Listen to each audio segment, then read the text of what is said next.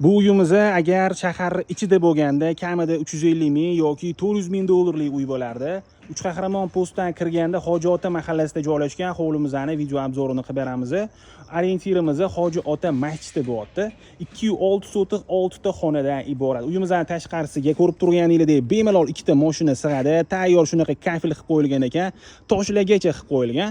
Bu yoqda bo'lsa zelenoy zonamizni ko'rishingiz mumkin. Kamila ko'chatlarigacha ekib qo'yilgan ekan. Uyimizga kirishimiz bilan darvoza xonamizda joylashgan bitta katta mashina uchun joy ajratilgan. Uyimizning ichida ham shunaqa chiroyli zelenoy zonalarni ko'rishingiz mumkin. Taxminan 10 tacha shunaqa kichkina joylarni ham qo'shganda taxminan 10 tacha zelenoy zonani tochkasi bor. Binoyimizda bo'lsa 2 qavat 3 urvilli bino pishgan g'ishtdan ko'tarilgan, juda ham chiroyli qilib qurilgan ekan. Nameslarimiz ham shunaqa loft stilida qilingan. Cho'qillarimiz, letniy kuxnyalarimizni hammasi granit toshdan yasalgan ekan. Bu tomonimizda bo'lsa 12 kishilik stol bo'lar ekan. Shunaqa loft stilidagi nameslarni ko'rishingiz mumkin. Bu yerda bemalol yoz issiq kunlarda maza qilib dam olib o'tirsanglar bo'ladi.